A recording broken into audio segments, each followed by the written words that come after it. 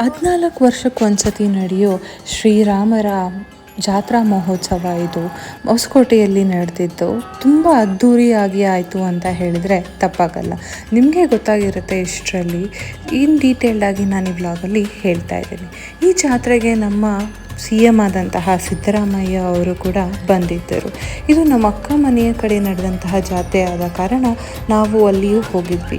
ನಾವು ಹೋಗಿದ ತಕ್ಷಣ ಅಣ್ಣ ತಂಗಿಯ ಬಾಂಡಿಂಗ್ ಇಲ್ಲಿ ಸ್ಟಾರ್ಟ್ ಆಗೋಯ್ತು. ನೀವೇ ನೋಡ್ತಾ ಇದ್ದೀರಲ್ಲ, ಇಬ್ಬರೂ ಒಬ್ರನ್ನೊಬ್ರನ್ನ ಫುಲ್ಲು ಲವ್ ಮಾಡಿಕೊಂಡು ಇಲ್ಲಿ ಫುಲ್ಲು ಏನೇನೋ ಹೇಳ್ತಾ ಇದ್ರು ಇಬ್ಬರು, ಬಟ್ ವಾಯ್ಸ್ ಕೇಳಿಸಿಲ್ಲ. ಇಲ್ಲಿ ತುಂಬ ಚೆನ್ನಾಗಿ ಅನಿಸುತ್ತಲ್ಲ ಈ ಬಾಂಡಿಂಗ್ನ ನೋಡೋಕ್ಕೆ, ಒಂಥರ ಖುಷಿ. ಅದಾದಮೇಲೆ ನಮ್ಮ ಕಡೆ ಜಾತ್ರೆ ನಡೆದ್ರೆ ನಾವು ಈ ಥರ ಆಶೀರ್ವಾದ ಅಥವಾ ಬ್ಲೆಸ್ಸಿಂಗ್ ಅನ್ನೋದನ್ನು ಮನೆಯಲ್ಲಿರುವ ದೊಡ್ಡವರಿಗೆ, ಮಕ್ಕಳಿಗೆ ಎಲ್ರಿಗೂ ಈ ಥರ ಬಟ್ಟೆ, ಅರಿಶಿನ, ಕುಂಕುಮ, ಹೂವು ಕೊಟ್ಟು ತೋರಿಸ್ತೀವಿ. ನಿಮ್ಮ ಕಡೆ ಯಾವ ಥರ ಆಶೀರ್ವಾದ ಮಾಡ್ತೀರಾ ಅಂತ ನನಗೆ ತಿಳಿಸ್ಕೊಡಿ. ಇದಾದಮೇಲೆ ಜಾತ್ರೆ ಅಂದ್ರೇ ನಿಮ್ಗೆ ಗೊತ್ತಲ್ವಾ, ದೊಡ್ಡವ್ರಿಗೆ ಪೂಜೆ ಪುನಸ್ಕಾರ ಆದರೆ ಚಿಕ್ಕ ಮಕ್ಕಳಿಗೆ ಜಾತ್ರೆ ಅಂದರೆ ಆಟ ಸಾಮಾನು, ಆಟ, ಕಸಿನ್ಸ್ ಎಲ್ಲ ಬರ್ತಾರೆ, ಚೆನ್ನಾಗಿ ಓಡಾಡೋದು ಅಂತಲೇ ಅಲ್ವಾ. ಸೊ ಅದೇ ಥರ ನನ್ನ ಮಗ ಕೂಡ ಇಲ್ಲಿ ಮಾಡ್ತಾಯಿದ್ದ. ಅದನ್ನು ಮುಗಿಸ್ಕೊಂಡು ನಾವು ದೇವಸ್ಥಾನದ ಒಳಗೆ ಹೋದ್ವಿ. ಇಲ್ಲಿ ಪ್ರತಿಯೊಂದು ಕುಟುಂಬಕ್ಕೆ ಅಂತ ಅಂದ್ಬಿಟ್ಟು ಪ್ರತ್ಯೇಕವಾಗಿ ಇದನ್ನು ಮಾಡಿ ಬಿಟ್ಟಿದ್ರು. ಇದು ಸೆಟ್ಟು, ಬಟ್ ತುಂಬ ಚೆನ್ನಾಗಿ ಹಾಕಿದ್ರು, ತುಂಬ ಅದ್ಧೂರಿಯಾಗಿತ್ತು. ಈ ಏನು ಹೇಳ್ತಾರೆ ಡೆಕೋರೇಷನ್ ಅಂತ ಹೇಳಿದ್ರೆ ತಪ್ಪಾಗಲ್ಲ. ಹೂ ಡೆಕೋರೇಷನ್ ಆಗಿರಲಿ, ಸೆಟ್ ಡೆಕೋರೇಷನ್ ಆಗಿರಲಿ, ದೇವಸ್ಥಾನದ ಒಳಗಡೆ ಡೆಕೋರೇಷನ್ ಆಗಿರಲಿ, ತುಂಬಾ ಅದ್ಭುತವಾಗಿ ಮಾಡಿದರು. ನಾನು ನೋಡಿರೋ ಜಾತ್ರೆಯಲ್ಲಿ one of the best decorations ಅಂತ ಹೇಳಿದರೆ ಖಂಡಿತವಾಗಿಯೂ ತಪ್ಪಾಗಲ್ಲ ಅಂತ ನನಗೆ ಅನಿಸುತ್ತೆ. ಅದರ ಜೊತೆ ಅಲ್ಲೇ ಬಸವಣ್ಣ ಅವರು ಇದ್ದರು. ಅವ್ರಿಗೂ ಒಂದು ನಮಸ್ಕಾರ ಹಾಕ್ಕೊಂಡು ನಾವು ಒಳಗಡೆ ಗರ್ಭಗುಡಿಯಲ್ಲಿರುವಂತಹ ಬೀರೇಶ್ವರ ಸ್ವಾಮಿ ದೇವ್ರನ್ನ ದರ್ಶನ ಮಾಡೋಣ ಅಂತ ಹೋದ್ವಿ. ಒಳಗಡೆ ಹೋಗಿದ ತಕ್ಷಣ ಈ ಹೂವಿನ ಅಲಂಕಾರ ನೋಡಿಬಿಟ್ಟು ನಾನಂತೂ ಫಿದಾ ಆಗೋದೆ ಅಂತಲೇ ಹೇಳ್ಬೋದು. ತುಂಬ ಚೆನ್ನಾಗಾಗಿತ್ತು ಈ ಅಲಂಕಾರ ಅಂತನೂ. ಎಷ್ಟು ಕಲರ್ ಫ್ಲವರ್ಸ್ನ ಯೂಸ್ ಮಾಡಿ ಡೆಕೋರೇಟ್ ಮಾಡಿದರು. ಗರ್ಭಗುಡಿ ಈಚೆ ಕೂಡ ಇಷ್ಟು ಚೆನ್ನಾಗಿ ಡೆಕೋರೇಟ್ ಮಾಡಿದ್ದು ನೋಡಿ ಒಂಥರ ಮನಸ್ಸಿಗೆ ತೃಪ್ತಿ ಆಯಿತು ಅಂತ ಹೇಳಿದ್ರೆ ಖಂಡಿತವಾಗ್ಲೂ ತಪ್ಪಾಗಲ್ಲ. ಅದೇ ಥರ ಹೇಳೋದು ಬೇಕಾ, ಜಾತ್ರೆ ಅಂದರೆ ದೇವ್ರಿಗೆ ಅಲಂಕಾರ ಮಾಡಿರ್ತಾರೆ.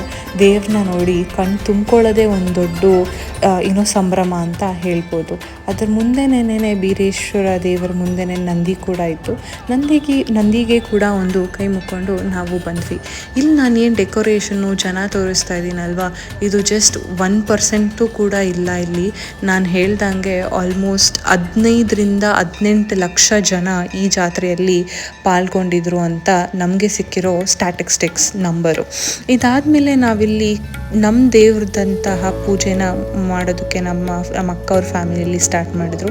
ಎಲ್ಲ ಕಡೆ ಇರುವಂತೆಯೇ ಇಲ್ಲಿ ಕೂಡ ಕಲಶವನ್ನು ಸ್ಥಾಪಿಸಿ, ಕಲಶಕ್ಕೆ ಫಸ್ಟು ಅರಿಶಿನ, ಕುಂಕುಮ, ಹೂವು, ಗಂಧದ ಕಡ್ಡಿ ಇಟ್ಟು ಚೆನ್ನಾಗಿ ಪೂಜೆ ಮಾಡಿದ್ರು. ಎಲ್ಲರೂ ಪೂಜೆ ಮಾಡಿಕೊಂಡು ಎಲ್ಲರಿಗೂ ಒಳ್ಳೆಯದಾಗಲಿ ಅಂತ ಭಕ್ತಿಯಿಂದ ಬೇಡ್ಕೊಂಡ್ವಿ. ಒಂದೊಂದು ಕಡೆ ಒಂದೊಂದು ಶಾಸ್ತ್ರ ಇರುತ್ತೆ. ಸೊ ಇಲ್ಲಿ ಏನು ಸ್ಪೆಷಲ್ ಶಾಸ್ತ್ರ ಅಂತಂದರೆ, ನೀವು ಮುಂದಿನ ಕ್ಲಿಪ್ಪಲ್ಲಿ ನೋಡ್ತೀರಾ. ಇಲ್ಲಿ ಏನಪ್ಪ ಅಂದರೆ, ಎಷ್ಟೇ ವರ್ಷ ಆಗಿದ್ರು ಫಸ್ಟ್ ಸತಿ ಯಾರು ಮದುವೆ ಆದಾದಮೇಲೆ ಫಸ್ಟ್ ಸತಿ ಈ ಜಾತ್ರೆಯಲ್ಲಿ ಪಾಲ್ಗೊಳ್ತಾರೋ ಅವ್ರಿಗೆ ತಲೆ ಮೇಲೆ ದೀಪದ ಕಂಬ ಅನ್ನೋದೊಂದು ಇಡ್ತಾರಂತೆ. ನಮ್ಮ ಅಕ್ಕ ಕೂಡ ಮದುವೆ ಆಗಿ 5 ಇಯರ್ಸ್ ಆಗಿದ್ರು. ಈ ಜಾತ್ರೆ ಫಸ್ಟ್ ಸತಿ ಅವಳು ಮದುವೆ ಆದಮೇಲೆ ನಡೆದ ಕಾರಣ ಅವಳಿಗೂ ಕೂಡ ಮತ್ತು ನಮ್ಮ ಭಾವನಿಗೂ ಕೂಡ ಈ ಥರ ದೀಪನ ತಲೆ ಮೇಲೆ ಇಟ್ಬಿಟ್ಟು ದೇವರ ಆಶೀರ್ವಾದನ ತಗೊಂಡ್ರು ಅಂತ ಹೇಳ್ಬೋದು. ತುಂಬ ಸೇಕ್ರೆಟ್ ಆ್ಯಂಡ್ ತುಂಬ ಸ್ಪೆಷಲ್ ಮೂಮೆಂಟ್ ಅಂತಲೇ ಹೇಳ್ಬೋದು. ಅದಾದಮೇಲೆ ಊಟಕ್ಕೆ ಹೋದ್ವಿ. ಊಟದಲ್ಲಂತೂ 15ರಿಂದ 18 ಲಕ್ಷಕ್ಕೆ ಊಟ ಅರೇಂಜ್ ಮಾಡೋದು, ಮ್ಯಾನೇಜ್ ಮಾಡೋದು ಚಿಕ್ಕ ವಿಷಯ ಅಲ್ವೇ ಅಲ್ಲ.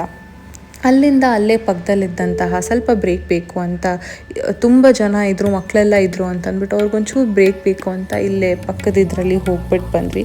ಅಲ್ಲಿ ನಾವು ಬರೋ ಅಷ್ಟರಲ್ಲಿ ಒಂದು ಇನ್ಸಿಡೆಂಟ್ ಇದು ನಡೀತಾ ಇತ್ತು.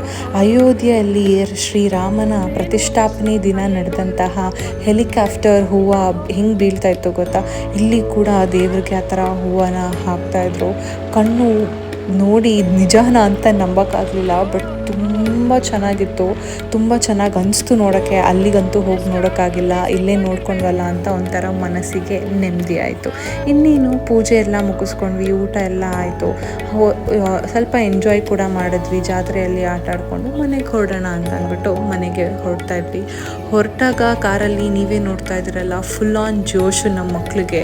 ನನ್ನ ಮಗಳು, ನಮ್ಮ ಅಕ್ಕನ ಮಗಳು, ನನ್ನ ತಂಗಿ ಮಕ್ಕಳು ಎಲ್ಲರೂ ಕಾರಲ್ಲಿ ಸಾಂಗಿಗೆ ಫುಲ್ಲು ಜೋಶಲ್ಲಿ ಡ್ಯಾನ್ಸ್ ಆಡ್ತಾಯಿದ್ರು.